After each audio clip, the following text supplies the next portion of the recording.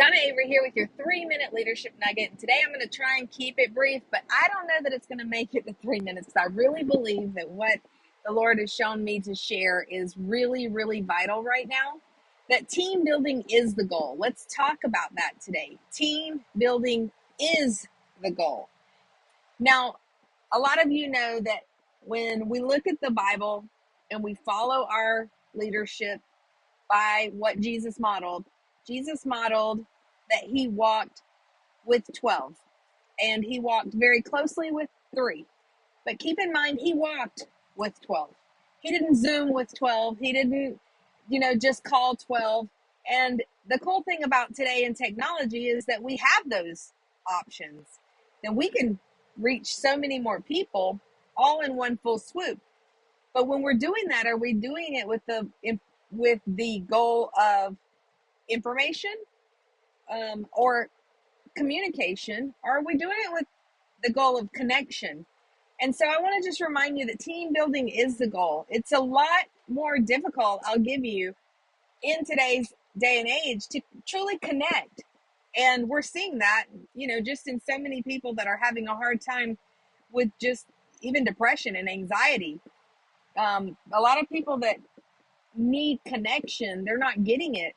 They're not getting a physical hug. They're not getting affirmed. They're not hearing voices tell them how wonderful they are and how much they mean to them. They're not hearing that.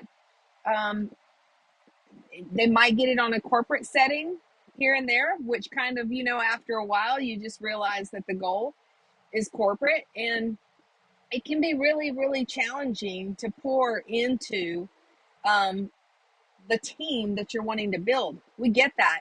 We know. However, it doesn't say that Jesus walked with 99. It says he left the 99 for the one.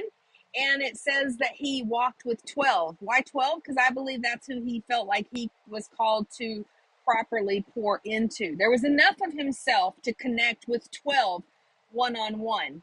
And I just want to remind you of that important thing, because when we look at our focus to be the goal of connection, that team building, the personal relationship being the goal, then we're not looking at why we're building a team for a goal.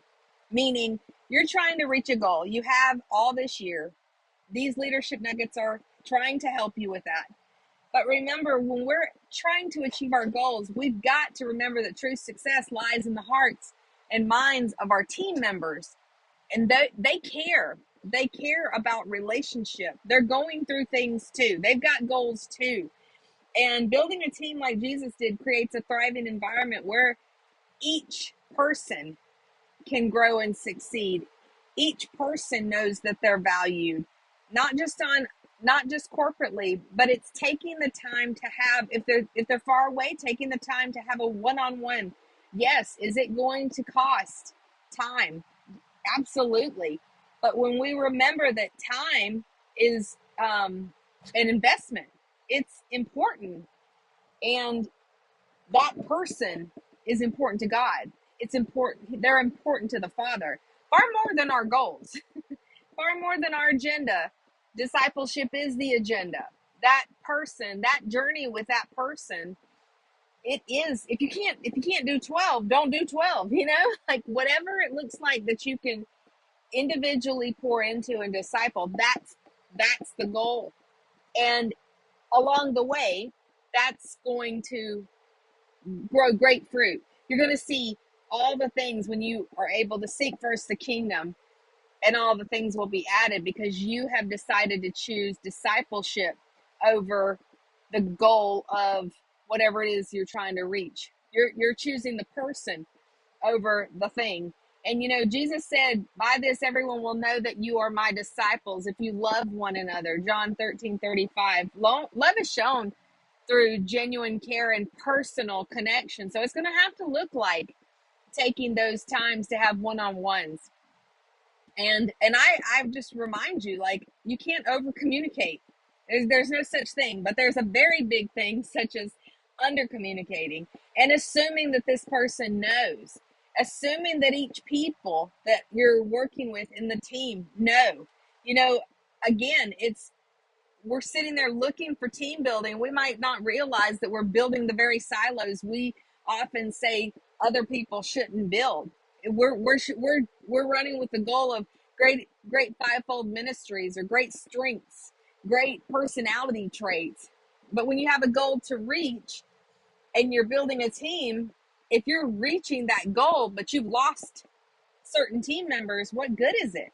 And their discipleship matters, their affirmation, their significance, their hearts, their dreams and aspirations, they matter just as much. In fact, Tim and I had found that when we've run after building a team, if we can help them reach their goals before we even thought to consider reaching ours, they have to know the purpose and the mission of our goal, yes, and why we chose them, how we see them to be a valid part of reaching ours.